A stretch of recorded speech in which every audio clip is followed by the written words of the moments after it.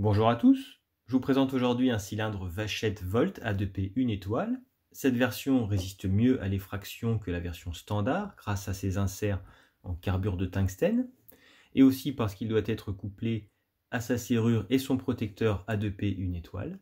C'est en effet tout cet ensemble qui a obtenu la norme A2P et les éléments sont indissociables au risque de perdre ce label. La clé porte l'inscription A2P 1 étoile également et présente ce défaut. La clé prend en effet beaucoup de jeu. Je vais crocheter ce cylindre avec un palpeur Multipic Elite G Pro numéro 4 et un entraîneur Multipic BMS 10.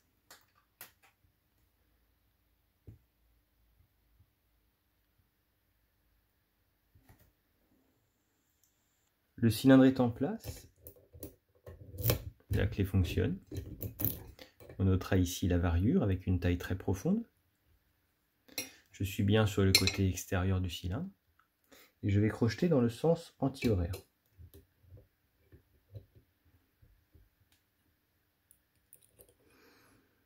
Rien en 1, ni en 2. Résistance en 3. Et un clic. Résistance en 4 maintenant et un clic. Rien en 5 ni en 6. Rien en 1, 2.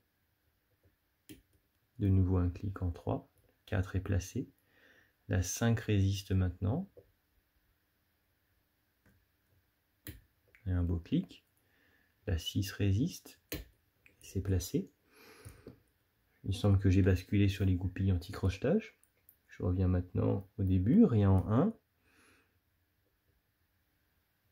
Résistance en 2. Ça semble être placé. La 1 maintenant. Voilà. Là, j'ai eu un décalage. Je peux relâcher. Le cylindre est crocheté. Mais une petite pièce vient rentrer dans la rainure à gauche ici et m'empêche de tourner davantage. Je vais insérer une corde à piano sur le côté pour repousser cette pièce dans le rotor. Je peux tourner davantage. J'enlève la pièce. Je peux rester ici pour démonter le cylindre, mais je vais vous montrer comment elle se bloque ailleurs. Ici, sur ce modèle-là, elle se bloque bien dans toutes les rainures qu'on trouve à gauche, à droite et en haut.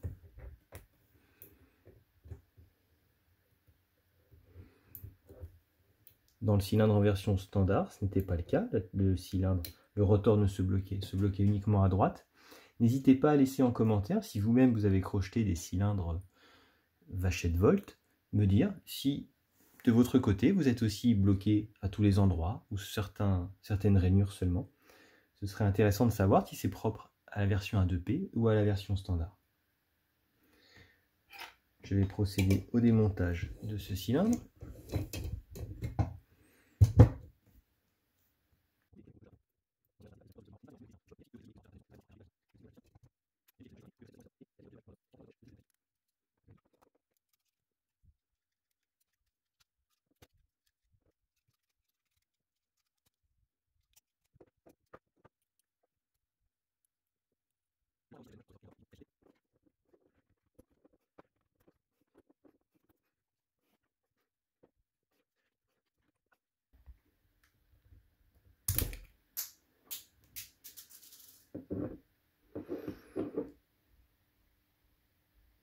Ok, le cylindre, le rotor est maintenant enlevé. J'ai entendu une pièce sortir. J'ai bien mes 6 goupilles, pardon, mes 2 inserts anti-perçage. Et j'ai donc laissé filer les ressorts et la pièce de blocage.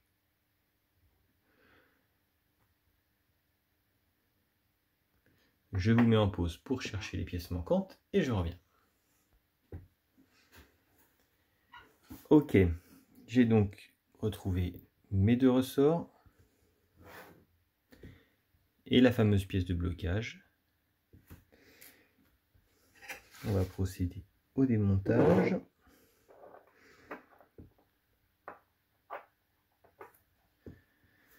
Et voir si les goupilles sont différentes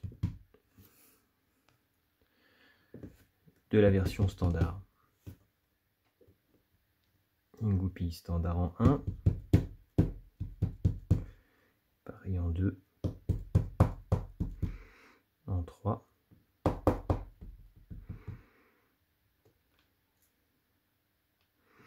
une goupille ici active avec un faux cran que nous n'avions pas dans le cylindre précédent. Nous n'avions pas non plus cette taille là, c'est peut-être propre à la taille de la goupille. Et la 6e présente un faux cran également. Nous reviendrons à la fin, on fera un gros plan sur les goupilles bien entendu.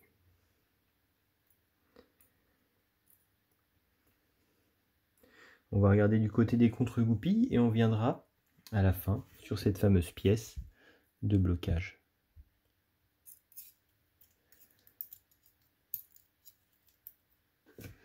Une goupille au fond ici. Je présume que c'est la 6, ça je viens de la voir.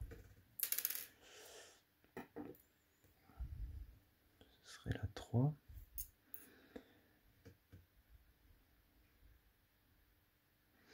J'en ai une autre, je ne sais pas laquelle c'est. Ça c'est la 1, c'est sûr. De toute façon, je pense que seule la 1 et la 2 sont anti-crochetage, mais nous allons le voir.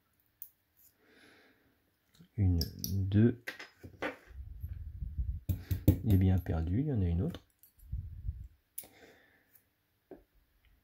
Et là, je ne saurais pas vous dire laquelle va où. On va les mettre comme ça dans un premier temps.